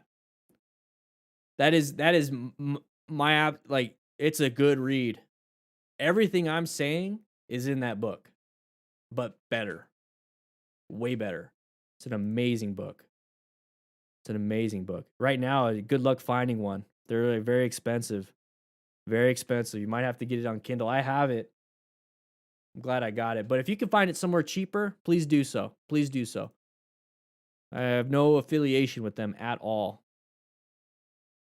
I do want to say real quick, Christian Espinoza became a rookie member earlier today. Kaufman, welcome back. And Speed Limit Challenger, thank you for the $20 donation, man. Really appreciate it. I need to get that system you have with all those screens, man. Greetings from Serbia, from Nikola. Whew.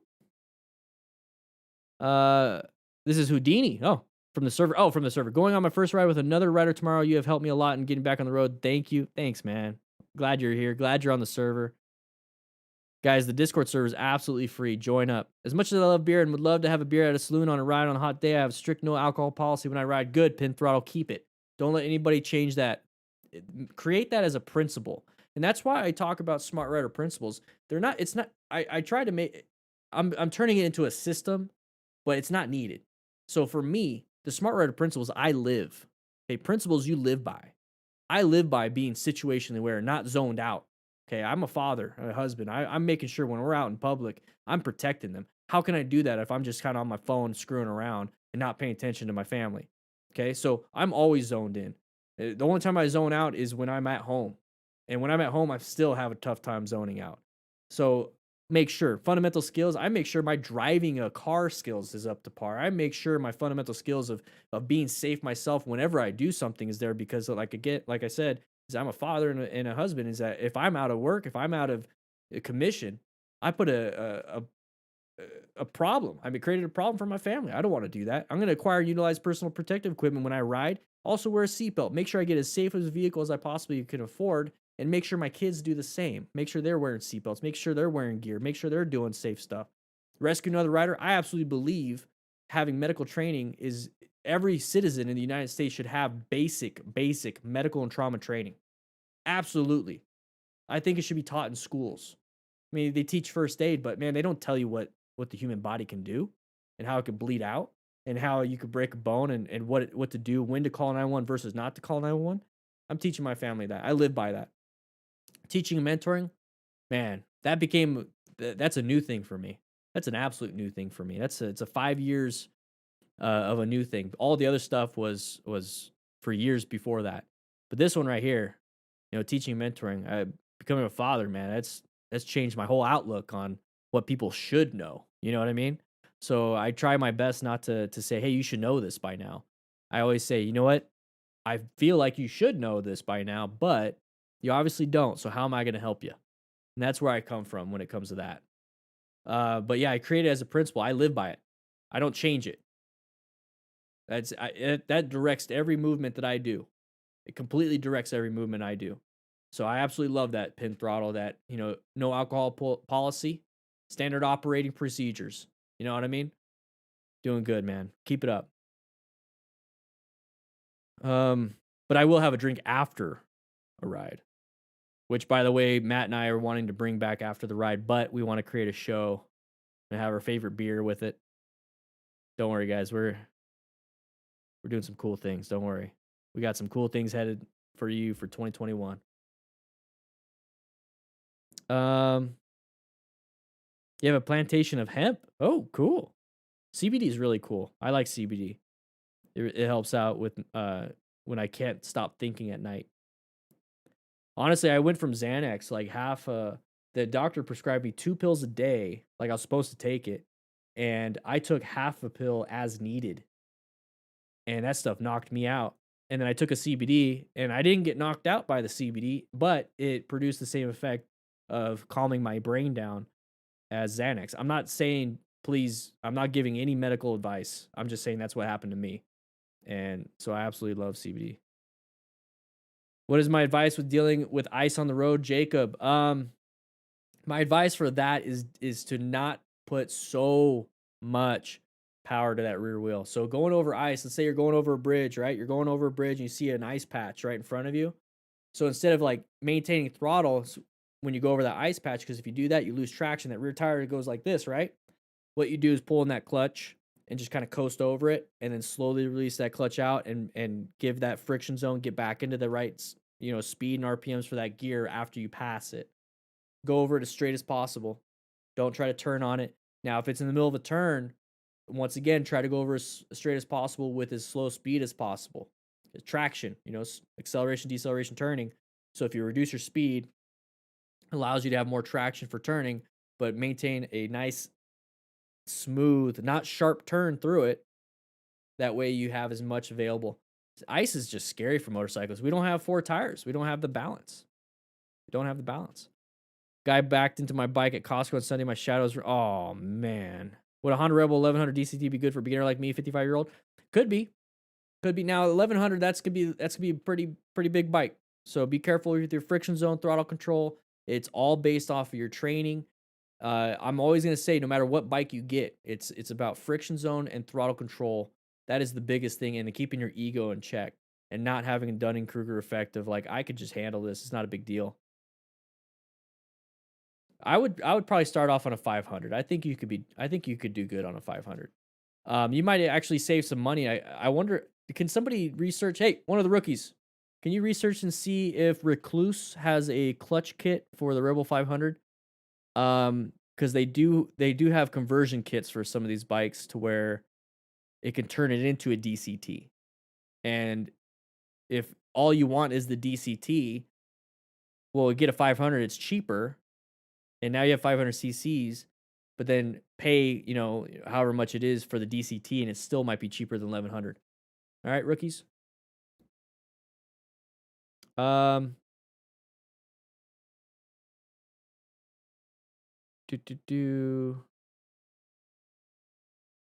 Pinned. I'm glad. I'm just reading the chat right now. You guys are so cool. We're gonna do another class tomorrow, by the way. How do you carry a firearm while riding? I like to carry daily. I don't really want to fall on my gun if I go down. So that's one of those situations where hopefully you just never go down. but wear gear. That's gonna be a tough one because if you have it low back in the hip, you know, like at like 5 o'clock, 4 o'clock on your right hand, obviously, that's right next to your pelvic crest, your iliac crest, that hip bone that you feel. So if you hit that side, it could fracture your hip.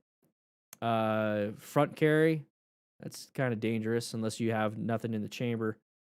Back, it could fly out. So you start having all these different issues.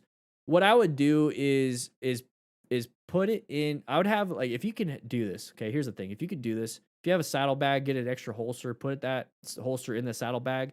So when you get on the bike, you put your gun in the holster, and then when you get off the bike, you put that gun from there into your holster that you're carrying on your body. So have 2 holsters. That's the best thing I can think of for you. But then you start worrying about brandishing, right? When you pull it out, put it in. Yeah, so you got to be careful, man.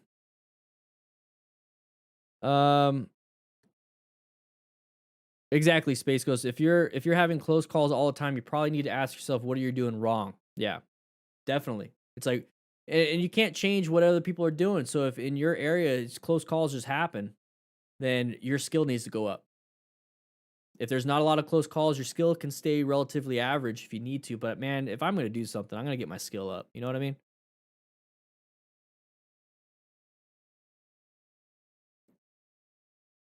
Yeah, I don't know what you could do with the holster stuff, man.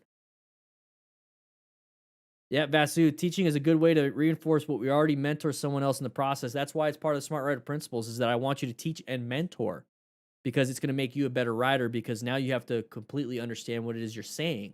You don't, if you're not comfortable talking about motorcycle training, then you're not confident in your own skills yet. So that means you need to get confident in your skills so that when you can talk about it, then you can actually do it. And like you feel comfortable with it. Makes you a better rider too. Cause then you start to realize, you know, like there's one way I do things. Now I teach somebody my way, and they're like, I have trouble with your way. Like, oh, okay. So what are you having trouble with? Well, this and this and this. Okay, let me see if I can figure out a different way. And I figure out a different way and I apply it to that new rider. Like, oh yeah, this works. Okay, cool. Now I got 2 different ways. Now I have another rider and I tried doing it my way. That doesn't work. Okay, I tried doing it the second rider's way because I learned that just now. Oh, that doesn't work either. Oh, crap. So now I got to learn a third way. So now I'm practicing 3 different ways on my own time, to where now if I ever come up to a student that doesn't learn my way or the second rider's way, they might learn the third rider's way, or they might not learn the third or second rider, but my way. So I constantly am trying to develop how to do the same thing different ways. And that allows me to have different options when it comes to different things for myself. So becoming a teacher and mentor has allowed me to be better at everything I do. So being an educator, I mean, this is, you guys wondering why, you guys wonder why I do this. You know, you probably wonder, it's like, man, why does he have a live stream 3 days a week? Why does he have a Discord server that talks? Why is he constantly just sharing this information? Well, I'm going to be a little selfish, guys. It allows me to learn how to do better on my own. So a little selfish, you know, that's my incentive. I want to be better myself. So that's my incentive. And then also my other incentive is I absolutely love seeing how you guys are doing better. I love how you guys are saying, hey, I missed this close call. I almost crashed, but I heard side of the vehicle in my head. I get those emails all the time. I get those comments all the time. And it's like, wow, that's amazing. I just want you guys to be safe. I really do. I don't want to see anybody hurt. It's just great. You guys are great. It's like this cycle of love. What's up, people from UK? I can't pronounce your name. Masiek? Is it Masiek or Makik? I think it's Masiek. Is it Masiek? I don't know. I had to do Hooked on Phonics. Any advice on practicing for someone who lives in a very rural area, aka me? I don't have a neighborhood or many open lots. Ooh. What about your street? Street right in front of you. Is it paved? A street is pretty decently wide. You could do U-turns, figure eights inside of a street. Just got to watch out for anybody driving by you in your neighborhood. I don't know. That's a tough one. You could do a lot of tight turns and U-turns in a very small area.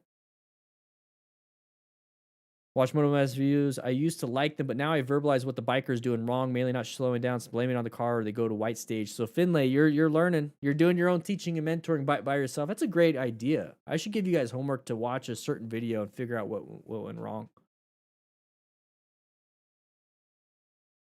Kaufman, I had an accident. Uh-oh. I had an accident last month. I was stopped at a traffic light and a taxi hit me from behind because he didn't see me. Neither the traffic light. What can I do for future situations like this? So I don't know what positioning you're in. What I do is I set myself up, like, here's the car. I set myself up like right here. So here's like their rear tire. I'll stick my thumb out for their rear tire. Their rear tire is obviously like right here. So they're stopped, and you could either get like right behind them. I like to get my front tire right next to their rear tire, but off to the side. So hopefully anybody that's coming up behind will hit them and not me. So I position myself like literally in a lane filtering position, but since I can't in Arizona, I can't go to the front. I'm just off to the side. I talk about that in my planning video, which by the way, guys, is tomorrow's homework. Tomorrow's homework is how to plan your ride. But just Google or just go on Motorcycle Training Concepts and you'll find it. You'll definitely, let's see. Let me help you out right now. I don't want you to Google anything. I already had it. All right. Yeah, I have my syllabus right here on my globe. My globe is right here. It has the syllabus. Plan your ride. There you go. That's the video that you might want. I talk about positioning at stoplights all the time in those ride along with Dan the Fireman. Vasu, great, man. I'm glad you guys are having a great time. Guys, I gotta leave. Before traffic hits. I have to take off. Whoa, there we go. Sorry about that. Clicked the wrong button. I gotta take off. You guys don't have to leave. If you're a crew member, you don't have to leave. But you definitely can't stay as a non-crew member. Whoa. No, I don't want to go anywhere else. I want to say bye real quick to the crew members. Rookies, go ahead and show everybody else that is not a crew member to their car. Everyone else come to the crew lounge. Guys, this is the crew lounge. Please eat the rest of this food. We're going to have some, was today Tuesday? We could have totally done Taco Tuesday. We're going to have some burritos for tomorrow. Same time tomorrow, 3 p.m. Mountain Standard Time. We're going to have a class. We're going to go over some motorcycle crashes. We're going to have some homework, and we're going to have some Q&A at the end. The goal is to get you prepped and ready for your DMV test so you don't have to take the MSF if you can. But I also want to prepare you for the beginner rider class. I really do. So, guys, we're going to be adding more and more segments to the class. We're going to be maybe taking away some of the crashes, but adding some other things. We're constantly changing things. We're constantly trying to figure out what's the best way possible to get you guys to have a great time. You know, parking lot practice right there with Rainin and Venezia over here in the Discord server. But guys, if you want to support the channel, you want to support what we do here, we're doing this 3 days a week. Join up. We have the best damn online motorcycle community in the world. You click that join button. If you're on mobile right now and you're chatting away, it's that money sign. It says join right next to it after you click that little money sign, the dollar symbol. Please do so. It does help out the channel quite a bit. We got over 800 rookies. We got 800 rookies, and YouTube likes to take half of that. Anyways, it helps out, allows me to do this full time. I want to keep doing it over and over and over again. I don't ever want to stop. But guys, I gotta head out. I'm gonna have, as soon as I get home, I'm gonna have a beer. I'm gonna have a nice IPA, and hope you guys ride safe. Don't drink and ride. Have a beer after you ride. All right, guys. I'll see you on the Discord. Have a great time.